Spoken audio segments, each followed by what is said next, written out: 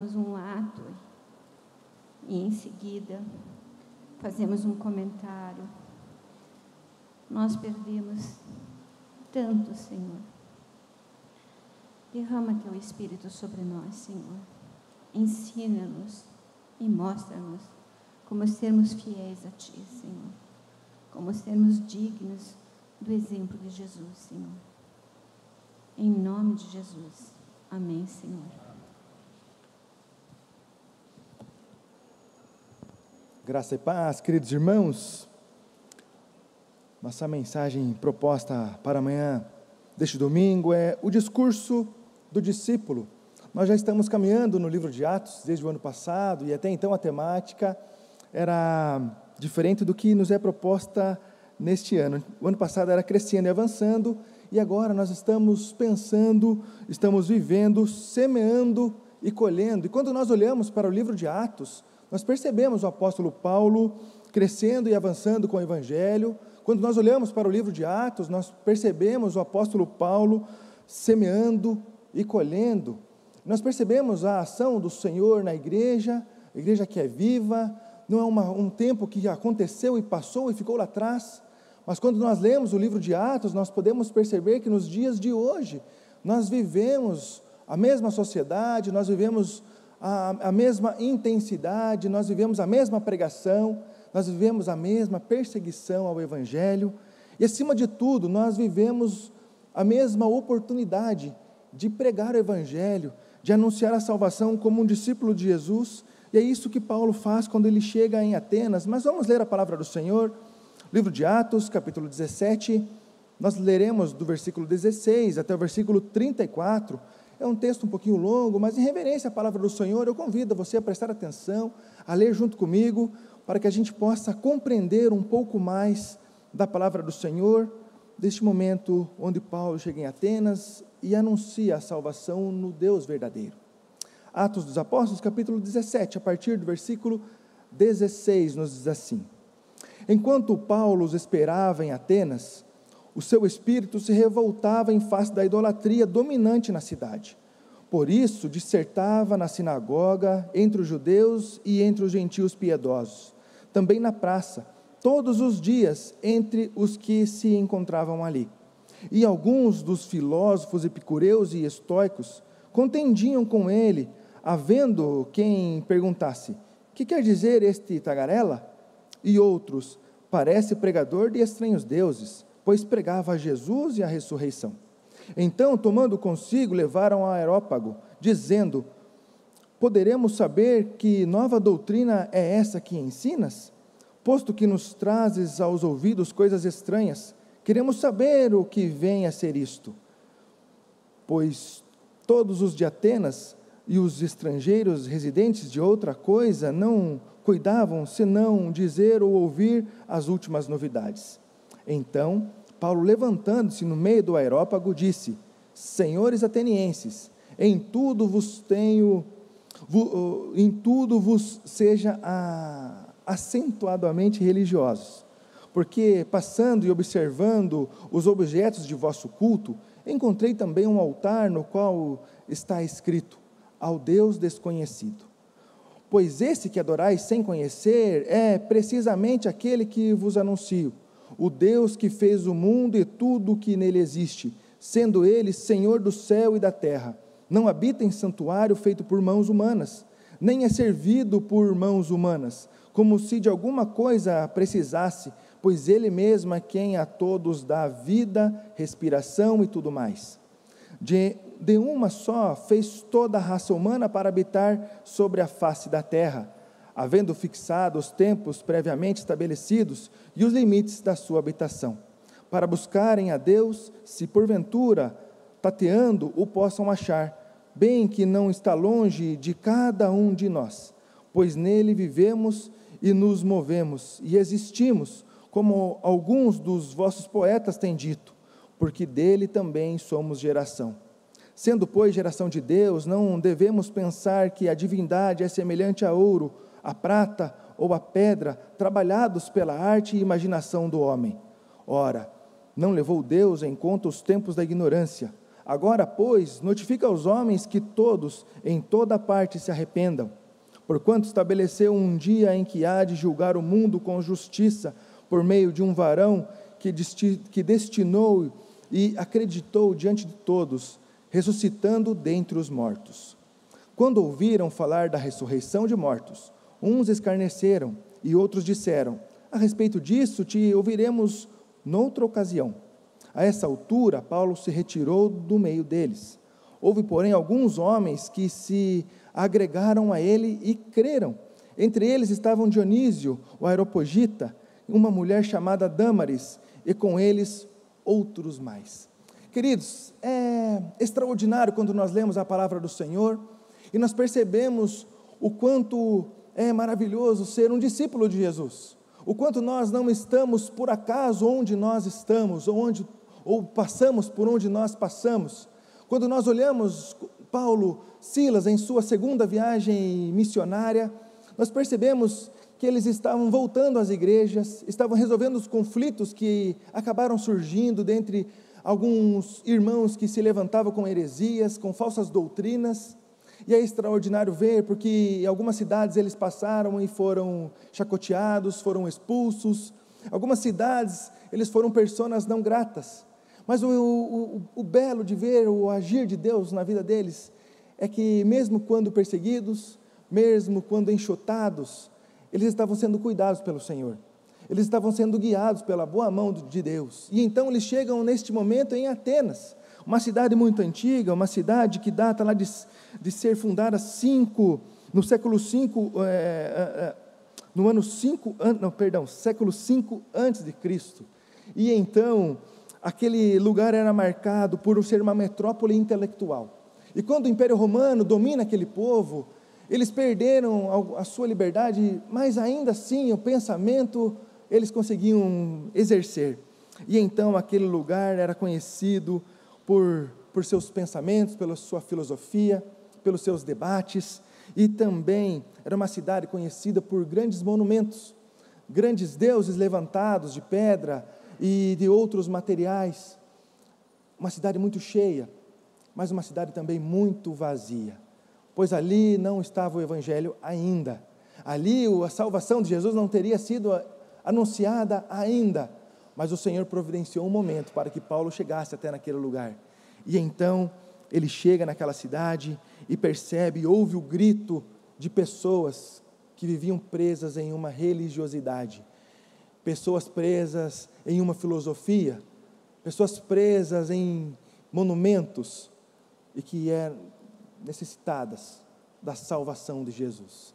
Um discípulo, quando chega, ele transforma a cidade, e então ele é provocado, e ele faz o seu discurso naquele lugar. O discurso do discípulo tem, em primeiro lugar, nós aprendemos nesse texto, a intencionalidade com pessoas. No versículo 16, Paulo chega naquela cidade, e o seu espírito se revolta, porque ele olha a tamanha idolatria, ele percebe que naquele lugar, muitos deuses eram cultuados, menos o Deus verdadeiro, menos o Deus Altíssimo. Hernandes Dias Lopes, comentando esse texto, diz que Paulo era um pregador atento, observador, buscava conexões importantes para apresentar sua mensagem de forma fiel e relevante. Paulo era intencional. Ele chegou naquela cidade e prontamente percebeu o problema.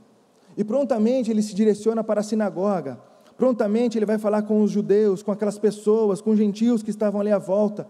Ele se direciona para as praças, então gasta grande tempo, todos os dias ele passava ali. Ele então aproveita a oportunidade de pregar o Evangelho para aqueles que buscavam compreender alguma coisa. Tinha um breve entendimento de quem é Deus, ou que há um Deus, que há uma divindade. E percebam, queridos, que não é diferente do tempo que nós vivemos hoje. Se você conversar com uma pessoa, se ele não for um ateu, e você perguntar assim, você crê em alguma coisa? Com toda certeza ele vai falar, creio. Até o ateu, ele crê que não crê. Precisa ser muito crente, porque falar que você crê numa coisa que não existe. Mas todas as pessoas têm uma noção do divino, têm uma noção de Deus.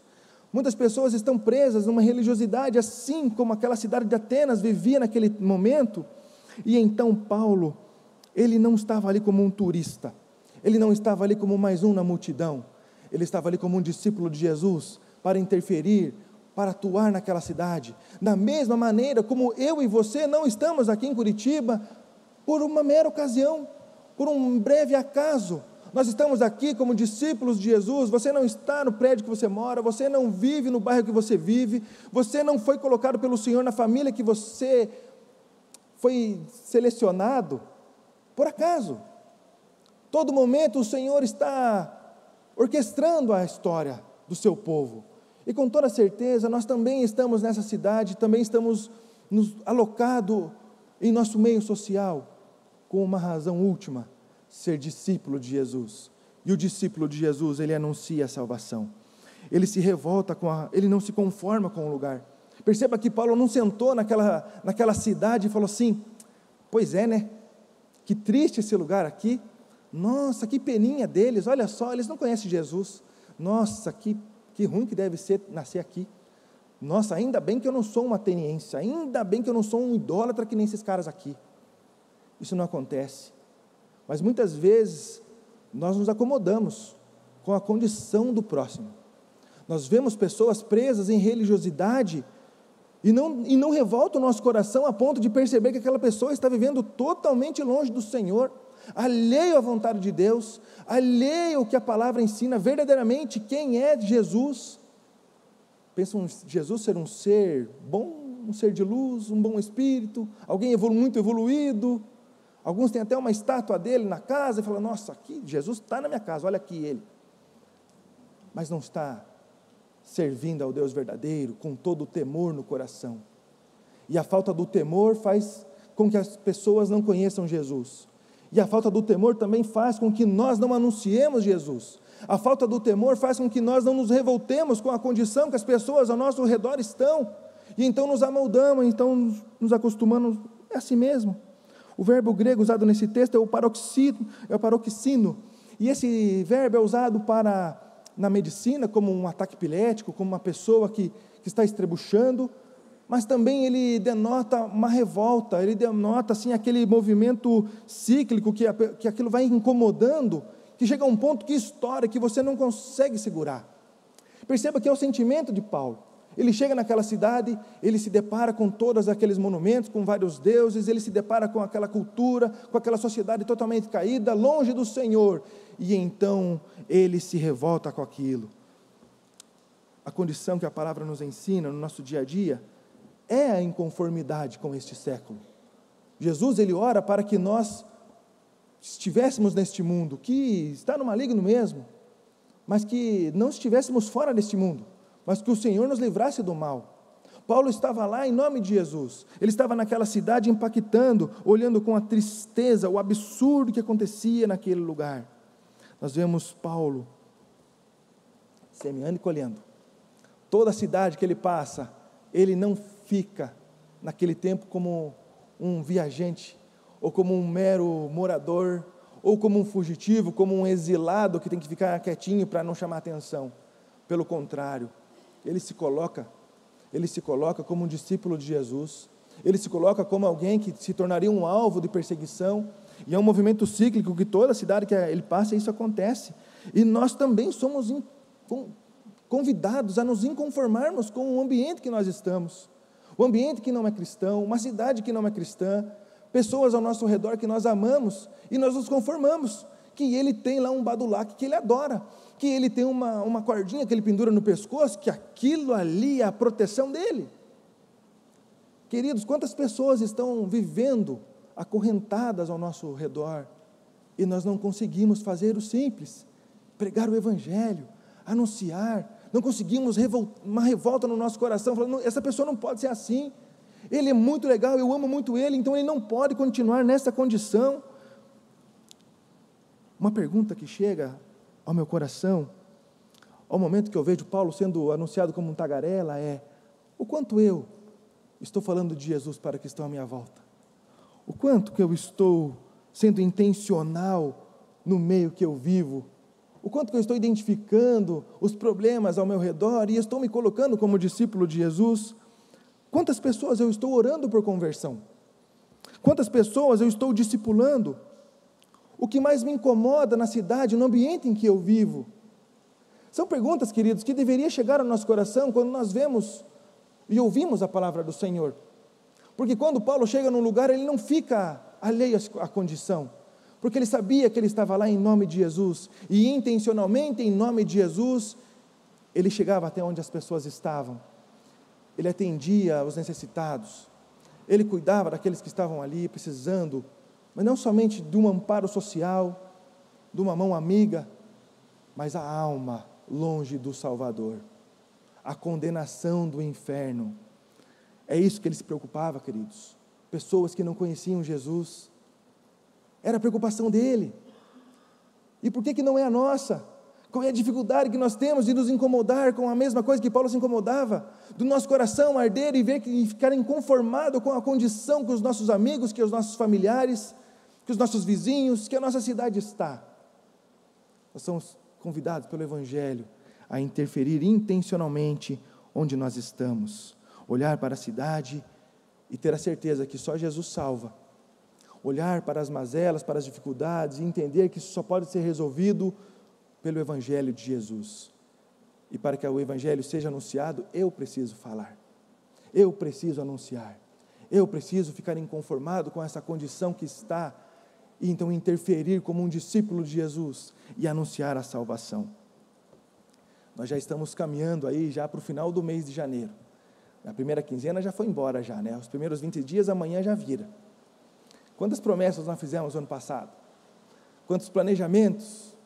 Tempo que nós olhamos o ano, fazemos aquele balanço e fala, isso aqui precisa melhorar. O quanto desse balanço foi ser intencional como um discípulo de Jesus.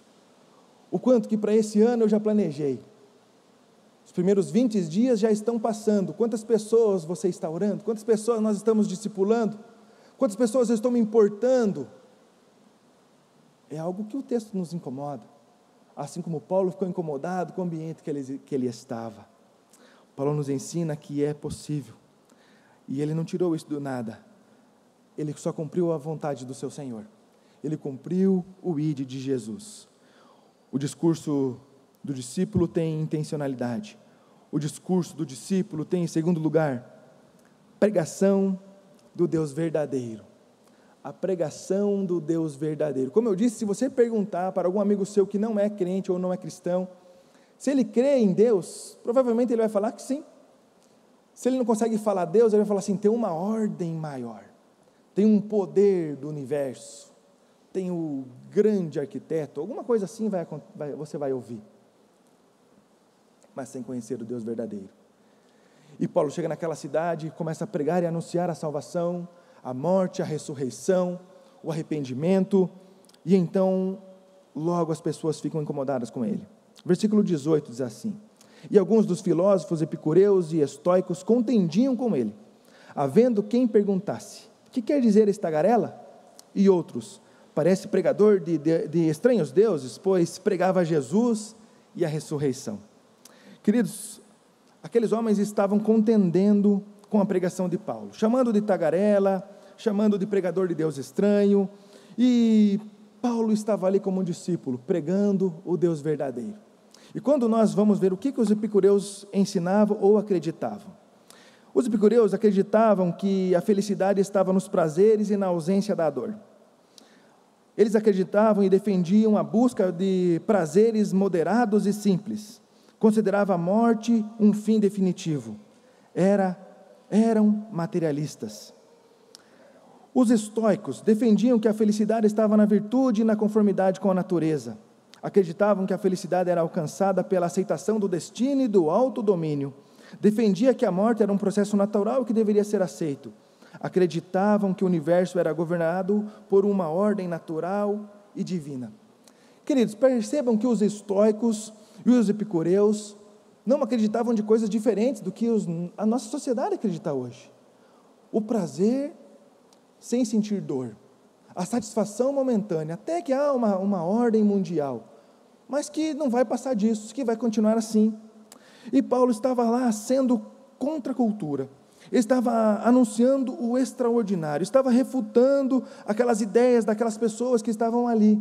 estava pelo poder do Espírito Santo anunciando e pregando o Evangelho. E então ele é chamado de tagarela, mas ao mesmo tempo ele é convidado para ir ao Areópago. E esse local era um lugar interessante, porque era um lugar destinado para debate, para discurso, e também no passado, antes de Roma invadir, era um tribunal.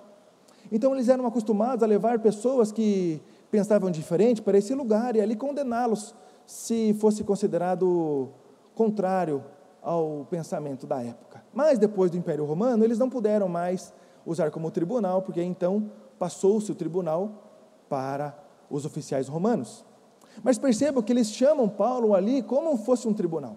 Eles chamam ele para ouvi-lo, mas para refutar, para tentar entender o que ele estava falando, mas ao mesmo tempo também para condená-lo e refutar as suas ideias.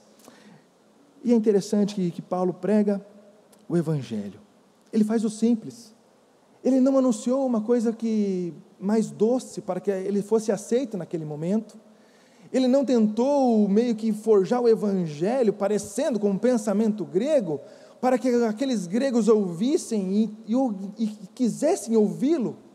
Ele não adoça o Evangelho, como nós vemos aí muitas correntes fazendo, amoldando o Evangelho ao mundo, tentando convencer pessoas, sem o constrangimento e sem o arrependimento. Pelo contrário, ele anuncia a salvação exclusiva em Jesus. Ele anuncia que a ressurreição é possível a partir de Cristo.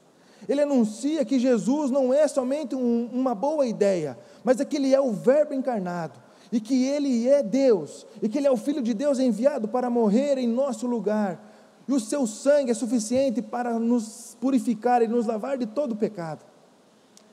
Percebam, queridos, que Paulo não inventou uma historinha ali para ser bem aceito. Ele sabia que o discurso dele não ia agradar. E quantas vezes nós temos a dificuldade de anunciar o Evangelho por conta de aceitação? Paulo prega o verdadeiro Evangelho. Do versículo 23 até o versículo 30, nós fizemos a leitura desse texto todo. Ele faz um belo discurso.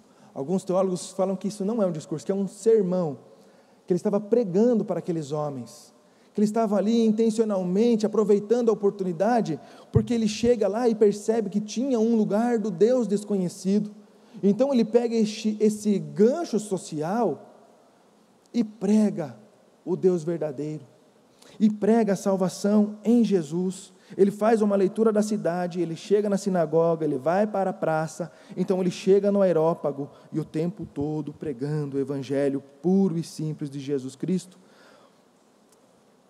É o mesmo convite que nós temos hoje, queridos.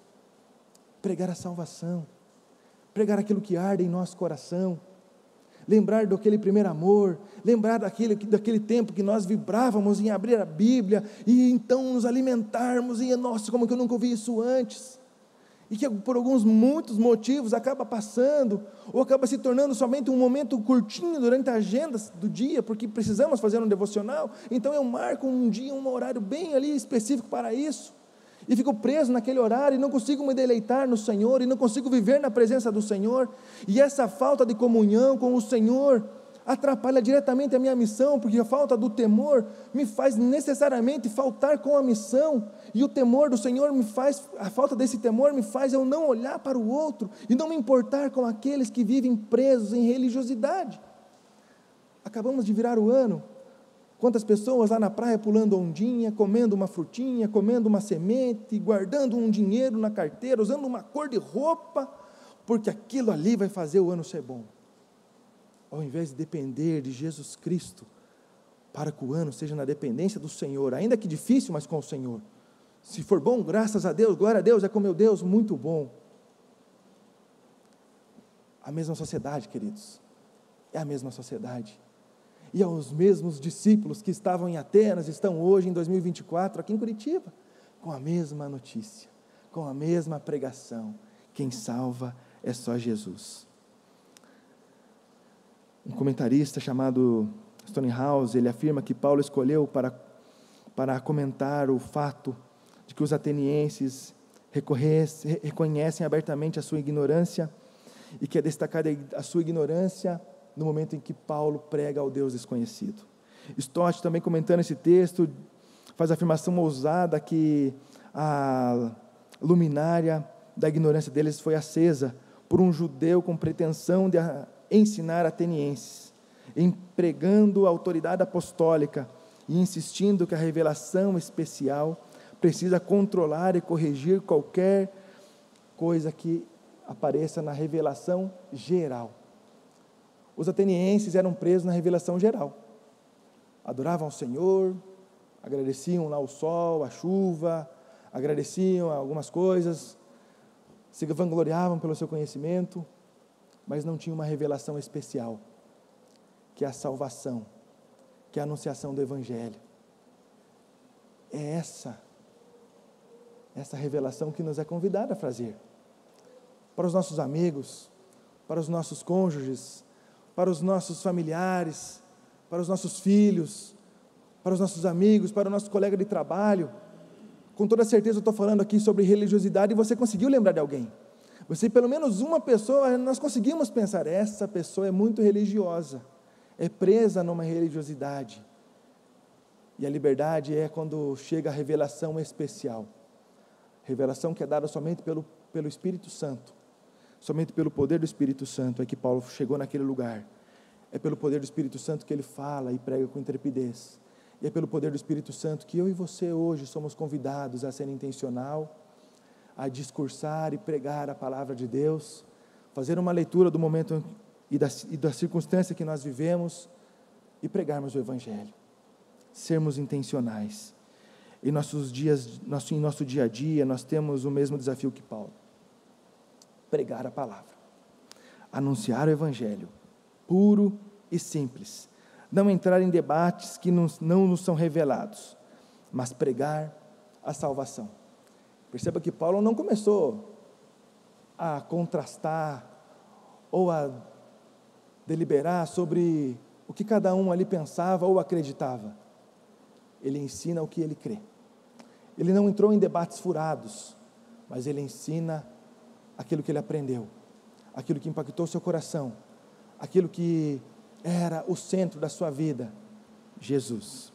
O discurso do discípulo tem, em terceiro lugar, zombaria, mas conversões. O versículo 32 nos diz que quando ouviram falar da ressurreição de mortos, uns escarneceram e outros disseram, a respeito disso, vamos ouvir em outra ocasião. Quando ele chega ali no final da sua pregação, já no versículo 28, 29, 30, ele fala a respeito da conversão, ele fala a respeito do arrependimento, ele fala do tempo da ignorância, que Deus não leva em consideração. Ele anuncia a salvação, ele anuncia o arrependimento, ele anuncia a suficiência de Deus, de não precisar de um lugar para ser adorado, de não precisar de uma imagem de escultura para ser adorado, de não precisar de mãos humanas para ser adorado. Mas ele contrasta que precisa de corações arrependidos para a adoração, o arrependimento para a adoração. E quando ele chega nessa parte, então estava tudo muito bom. Nossa, olha que discurso bonito.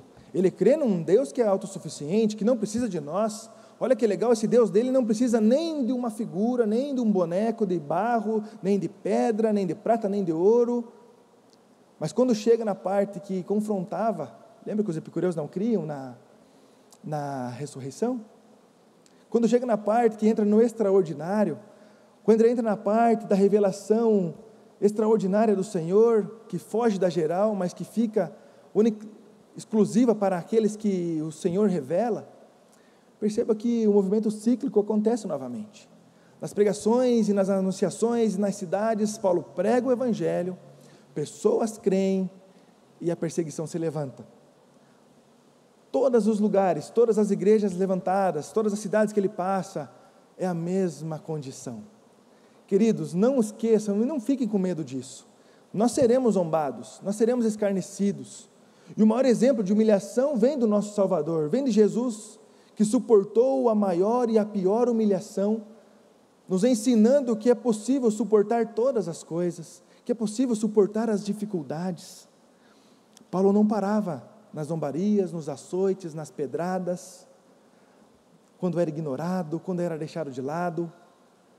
Pelo contrário, ele sabia que talvez aquelas pessoas ali não eram os escolhidos do Senhor, mas ele tinha certeza que muitas pessoas que estavam ali eram predestinados pelo Senhor, e que precisam ouvir, e ele, não sabendo quem são, ele anuncia a todos. Da mesma maneira que nós também não sabemos quem são os escolhidos, não sabemos quem são os salvos, quem são os eleitos, mas nós pregamos o Evangelho, para que toda criatura ouça que quem salva é só Jesus, para que todos possam desfrutar da salvação, dessa paz que excede em todo entendimento, porque reconhecemos que somos miseráveis pecadores, mas que o sangue de Jesus é suficiente para me limpar e me purificar de todo pecado, e então eu não vivo preso nessa condição de condenação, mas eu vivo uma liberdade no Evangelho do Senhor. Pessoas ali zombaram dele, nós tivemos ali reações diferentes, e Paulo estava preparado para elas. Inclusive ele até rapidamente sai do aerópago, nem fica ali muito tempo, porque a função dele ele já tinha feito, ele já tinha anunciado o Evangelho. E algumas vezes, queridos, nós deixamos de pregar, porque nós nos importamos com o que os outros vão falar. Trabalhando com os adolescentes e com os jovens, muitos deles vêm conversar comigo e falam: pastor, eu quero muito falar de Jesus, eu amo meus amigos, eu gosto muito deles, mas eu tenho medo que eles não me queiram mais como amigo deles.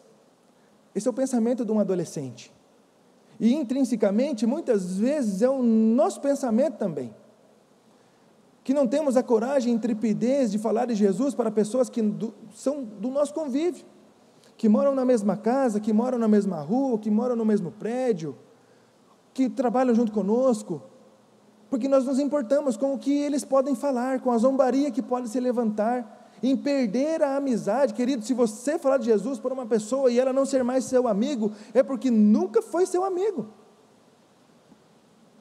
É simples a receita, e muitas vezes nós não temos essa coragem de falar, de orar com pessoas. Até hoje só 2 pessoas não aceitaram uma oração, de todas as pessoas que eu já ofereci na rua, no hospital, em casa, na igreja, 2 pessoas falaram assim: olha, isso não é para mim. 2, as demais aceitam. E muitas vezes nós não conseguimos pregar, não conseguimos ser intencional, pensando no que o outro vai pensar, sem nos importar com quem Jesus falou que eu sou.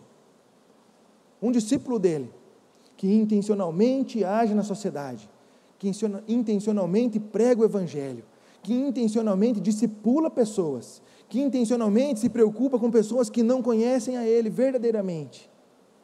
Queridos, um discípulo de Jesus, ele prega. Um discípulo de Jesus, ele não age com uma covardia como um adolescente acaba agindo, mas ele é intencional.